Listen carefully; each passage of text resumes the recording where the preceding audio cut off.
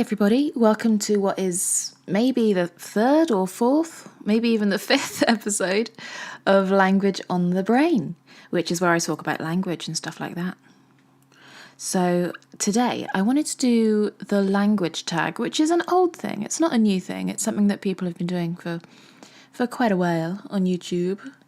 And basically what it is, it's 11 questions about language and linguistics and languages and things like that. So let's get started. Number 1 says, what do you consider to be your native language? I think there's no doubt in the fact that English is my native language. I don't have any other L2s or anything, well, any native L2s or anything like that. I don't have any other mother tongues. So yeah, English is my native language. British English. Excuse me. My 2 rats are in their cage and they're jumping around being very, very rude. Stop it, girls. Stop it. That's enough. Thank you. So yeah, British English as opposed to Australian English, American English, anything like that. Southwestern or Western British English. Number 2, what was your first language learning experience? When I was about 5 years old, my parents sent me to a French course, kind of like an after-school French course. I didn't like it very much, though. I remember refusing to do any work at all. I didn't like it. I don't know why. Maybe I felt like I couldn't do it or something, because I wasn't really like that as a child. I generally tended to have a go at everything, but for some reason, I just really didn't like this. I remember my mum had to come and sit in one of the sessions with me. Other people's mums didn't come and stay with them in the sessions, but my mum had to come and sit in the session. And I remember sitting there just sulking, not wanting to join in, just a little brat. It was awful. But I think that, since then, obviously, I've kind of turned it around. I mean, I ended up doing a degree in it, so I must have enjoyed it somewhere along the way. Number 3, what languages have you studied? And why did you start them? Well, as I just mentioned, French. I started doing French when I was little, and then I started learning it properly when I was at school, kind of from about 7 onwards. We would have a lesson once a week. And then I got really into French when I was in secondary school. I did it for GCSE and I did it for A-level as well. And I even did it for a little bit at university before I switched to just linguistics as a whole. What else have I started learning? Spanish. I did Spanish when I was at secondary school, so starting when I was about 11. I did that for GCSE as well, but I stopped learning that when I was 16 because you have to choose, in the UK, you have to choose 3 or 4 subjects to take through to A-level, and I chose French, English and Italian, which is my other language. So I started learning Italian when I was about 14 or 15. They had the option of doing it as kind of a short course GCSE at school, so I was really into languages, so I decided to do that. And I took that right through to A-level. What else have I got? I did German for a little bit when I was at school. You could choose 2 out of French, German and Spanish at school.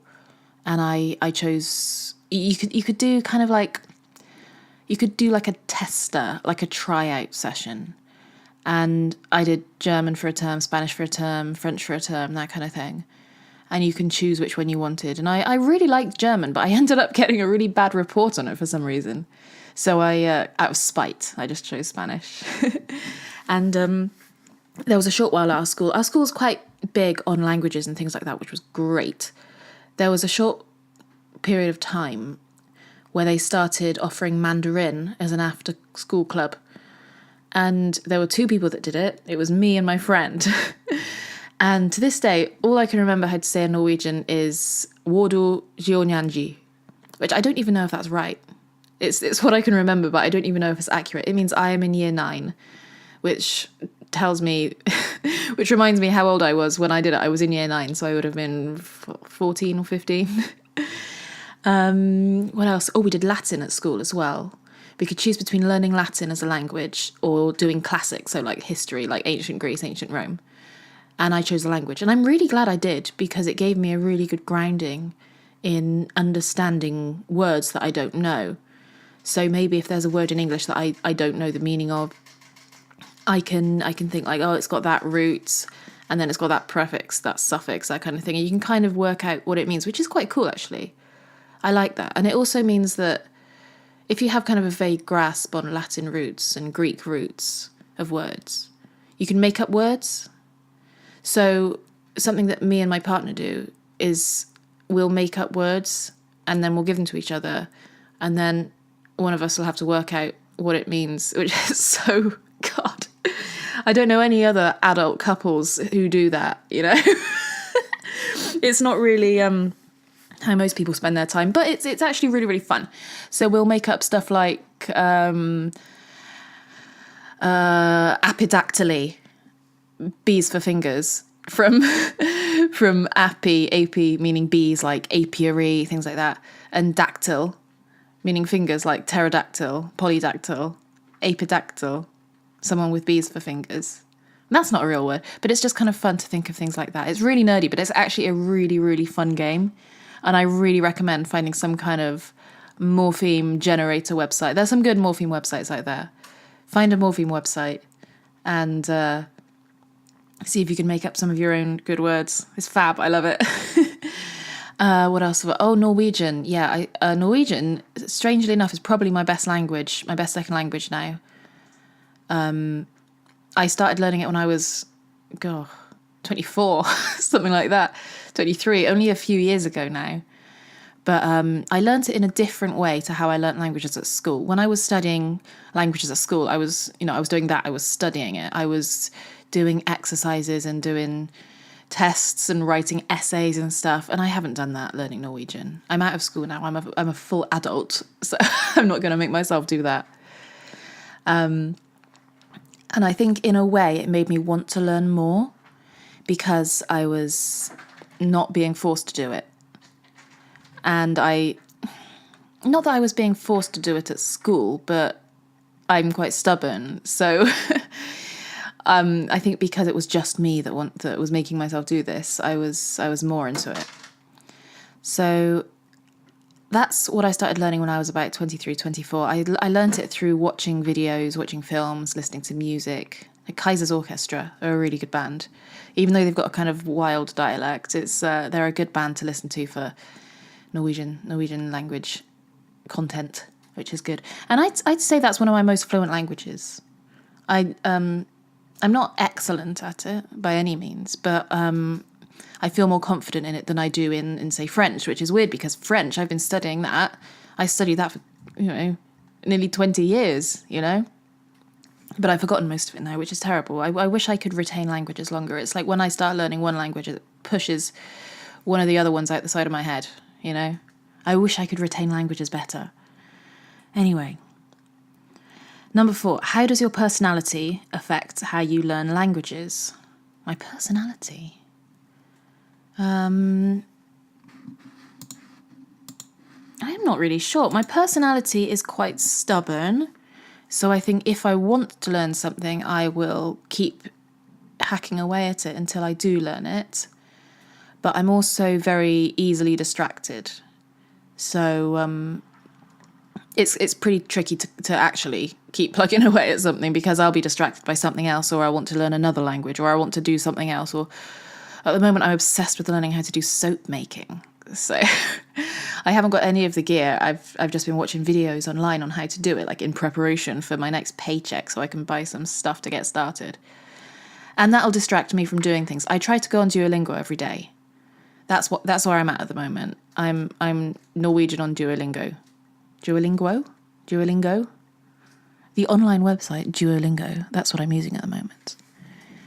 And it's pretty good. I'm up to level 10 or something. I'm not like super far on it, but I'm getting there, And I try to do that every day. I set myself a goal of like 10 XP a day, which is basically just one lesson a day, which is fine. It takes 2 minutes. I can stick to that. And I've got a streak going. I'm going to see how long my streak is right now. I have got a streak of 30 days. I've been doing this for a month without quitting, which is a record for me. I love it. Well done, Kat. Oh, pat on the back. I'm quite proud of that, actually, because I don't usually stick with things that long. Like I said, I'm really easily distracted. So I'll be like, oh yeah, I can learn this language. I can learn flipping Swahili or something. And then I'll be like, no, let's do this other thing that's more easily accessible and more able to give me immediate feedback, Okay, number 5. Do you prefer learning languages in a class or individually? I think there are benefits to learning languages in a class. When I was doing Italian A-level, so I would have been 16, 17, 18, which is about 7 years ago. I'm 25 now, so yeah. That was good. There were 2 people in the class at school. I had 2 Italian classes. They both had the same teacher. I learnt it at school, and then I learnt it in kind of like a night class at university as an extra. I didn't have to do that, but I'm awful, so I did. And in the class, it was me and one other girl, which was great. But when the other girl was like, if she was sick off school, it would be just me. And that's really good from kind of a learning perspective, but it's very, very intense, very intense. And then the other class that I went to for Italian, at the same time, like after school, I'd have Italian lessons from, say, 3 to 4. And then I'd leave school, the bell would ring, I'd go straight to the university and have a lesson with the same teacher. Because apparently there's only one Italian person in my city. And that would be with people who kind of, like middle-aged people, baby boomers who have a holiday home in Tuscany, that kind of thing, who are preparing for their holiday to Lake Como, that kind of thing. So that was quite nice. That was quite nice. I think there are benefits to learning in a class because you can bounce ideas off each other, and you've got the teacher right there who says if you're doing something wrong, and who says if you're doing it well as well, which is nice to hear sometimes. But it's good, I think, to have Duolingo because, or learning individually, whatever you want to do. I'm going to say Duolingo because that's what I'm using. I think it's good to have Duolingo because you can do it on your own time. It's not like, the teacher's coming at 3:00. I better be there with all my books and my gear. I can do a lesson at 11:00, lying in bed, kind of thing. Just to kind of get that input for the day. And you can do it every day as well. It's I'm a teacher. I'm a qualified teacher. I'm a school teacher. So I think I believe in the value of little and often. And I think if you're learning in a class, you can't always get that little and often. You can have, when I was, say, learning Italian at school, we'd have 2 or 3 hour-long lessons a week. And that's good. But I think it's better to do a little bit every day. Of course, if you're learning at school, you can go home and do homework and stuff like that, if you've got the time. But yeah, I think there's benefits to both, really. Number 6, what are your favourite language learning materials? I think language-wise, Duolingo is very good. I know there's a lot of criticism towards it, but I think it's very good. They've got a lot of content on there. It's very user-friendly. When I was learning Latin, we used the Cambridge Learning Course, CLC, classic, Caecilius est in horto, Metella melissam vituperat, stuff like that. See, it sticks with me. I remember all the characters from that story, and how they all died in the Vesuvius eruption in Pompeii. I went to Pompeii, not Pompeii, but like the area, a while ago, like Naples. I went there last year on holiday with my family. And I don't think I realised up until then that the characters in our Latin textbook are actually real people. They were real people who lived there. They weren't just characters that they'd made up. Like, I remember seeing something about, like, the bust of Caecilius. And I saw a picture of it and I thought, that's the same guy on the front of my Latin textbook. So that was interesting and weird. Kind of cool. It was nice. It was nice, actually. We went to Herculaneum, which is basically like Pompeii light. We went there because it's kind of more accessible and it's easier to get around. We did drive up Vesuvius for some reason. I don't know why we drove up Vesuvius. It was like going round and round and round for ages and ages, and we were just thinking, are we going in a time loop? Like, will we ever get out of here alive? But we did, and we got to Herculaneum, and it was so fascinating. I love old stuff like that. I love ancient Rome and ancient Greece and things like that, the classics. The classic history, and Pompeii is just so fascinating. And historically, And Herculaneum, the eruption of Vesuvius is what I mean, not just Pompeii. Do you prefer... No, we've done that one. How much time do you spend actively learning per day/week? Well, like I said, I use Duolingo at the moment. When I was at school, I was like, I went to lessons every day. Like when I was doing A-levels, so when I was in sixth form college, I did English, Italian, and French as my 3 subjects. And you have lessons for each of them, like 3-4 times a week.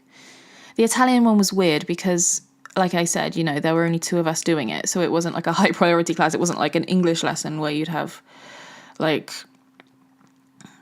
a big demand for it and several teachers. It was 2 girls in the class and 1 teacher. Like I said, remember, the only Italian lady in the entire city. She must have been. She taught everywhere. That's my goal as a school teacher, be the only one who teaches my niche subject. I don't know what that would be.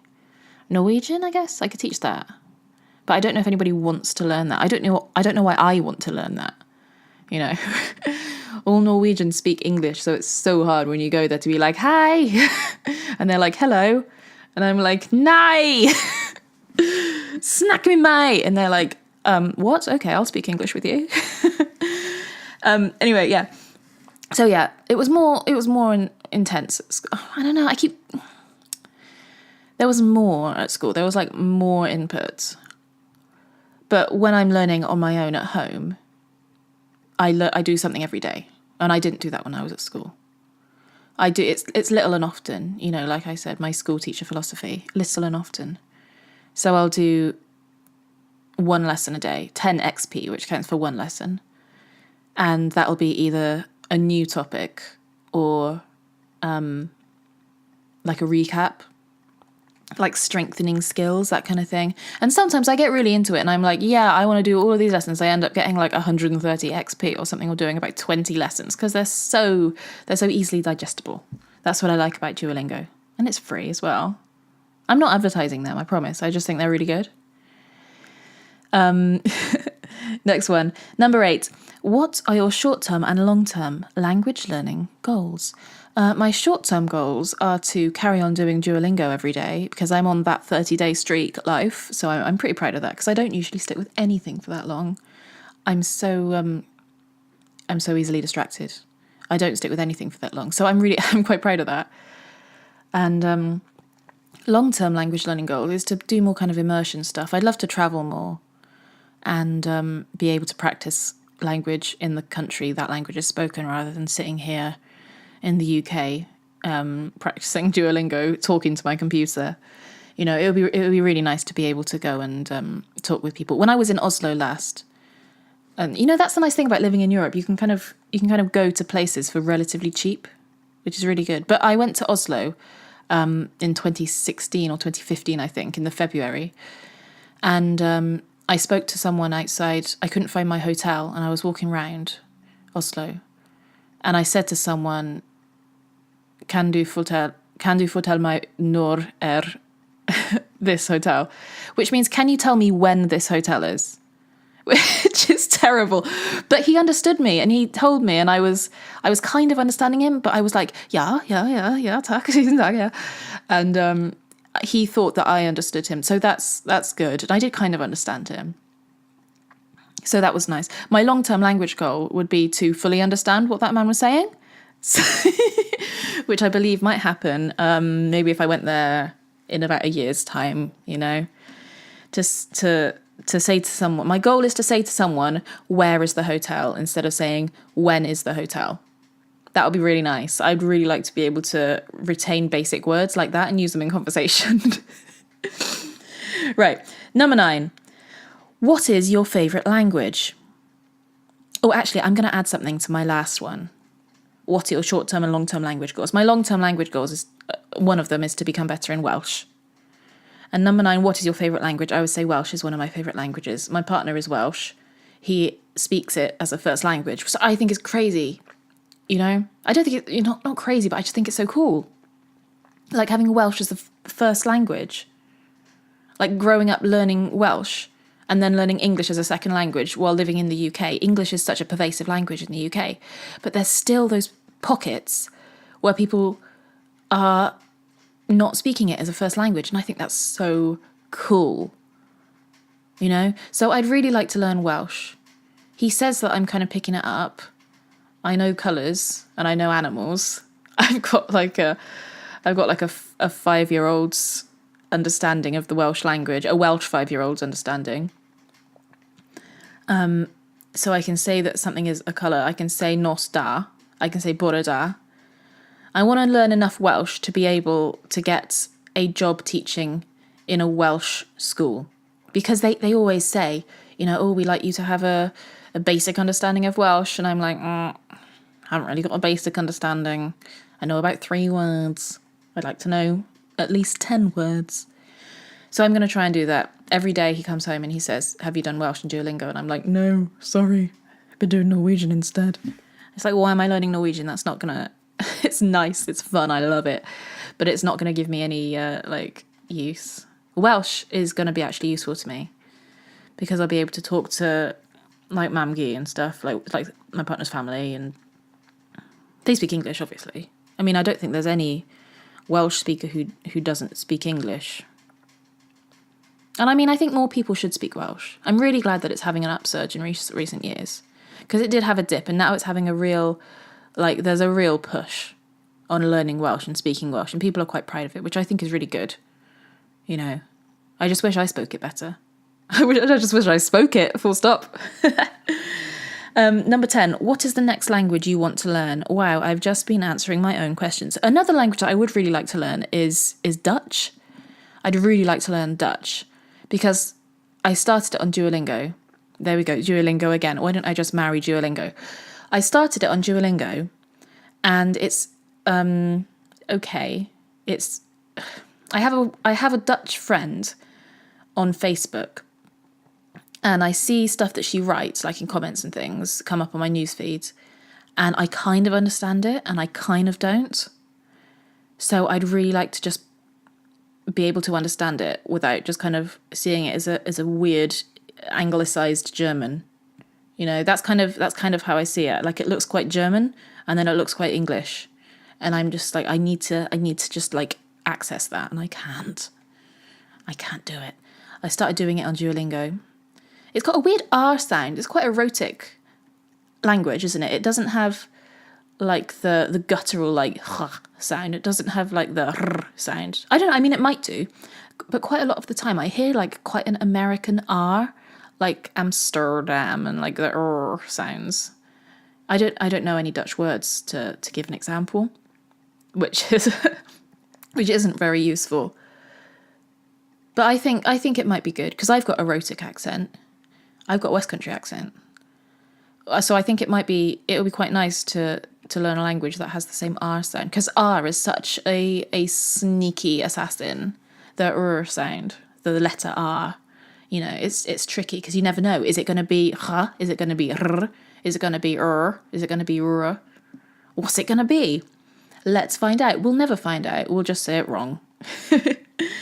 And number 11, what advice can you give to language learners? To new language learners? I would say just stick at it. I would say use Duolingo. I'm a big fan of Duolingo. I would say also, find some good resources. Find some people who speak that language, maybe. That would be good. There's groups on like Discord and stuff. I'd say like go on Reddit. Find something in that language. Like there's r/norsk, r/svensk, you know, r/deutsch, things like that. r/English, you know, things like that. And then there are like Discord groups and things like that. And you could post something like, hey guys, I'm a learner, point me in the right direction for resources for your beautiful language, things like that. What I found learning Norwegian when I first started was I watched lots of TV shows and interviews and comedy stuff that was subtitled in English. And then I started watching films and stuff that was subtitled in Norwegian. Because, you know, reading is the first skill that you get when you're learning a language. I think it's because it is production. Production is Wait, is it? No, it's comprehension, isn't it? I literally have a linguistics degree and I just got production and comprehension mixed up. Reading is comprehension, and comprehension is easier than production generally. So it's comprehension, read, because you don't have to have like that repertoire in your head to produce the words. It's like if you're reading something, it's kind of easier to access it than if you're hearing it, because you've got it on the page and you can. That's what I'm saying. Like, if you're watching a film, put the subtitles on in your target language. Or even if you're watching, you could watch a film in your native language. So say like I'm English, so I would watch a language in English, but see if I can find, say, French subtitles or Norwegian subtitles. That's an amazing idea. I'm a genius. Oh my God. Yeah. So if you want to see what a word is translated, you can just look at the subtitles. You'll be like, oh yeah, that's a word. That's bil. That means car, something like that. Voiture, that means car. See, I just did 2 languages. I'm a linguistic genius. I'm not. I'm joking. I'm completely joking. Anyway, I hope you enjoyed this. I'm going to wrap it up now because I've been rambling on for absolutely ages. How long has this been going on? Let me see. Oh my God, too long. Far too long. Far too long. I'm going to leave you alone now. You can go back to whatever you were doing. And I'm going to try and do more episodes like this. More pods. More poddies. More good poddos. Oh, disgusting. I'm going to try and do some more podcasts like this. This isn't really, I don't know, is this a podcast or is this just me talking into a microphone for 45 minutes, however long this has been going on for? I think it's that. I think it's just me talking into a microphone. I'm going to try and do some podcasts with my partner because he's Welsh and he knows some cool Welsh tongue twisters. And we talk about language quite a lot. I'll try and come up with some good made-up words like apidactyly and things like that for next time. But yeah, I hope you enjoyed this. I hope you enjoy listening. I will see you in the next video. Bye.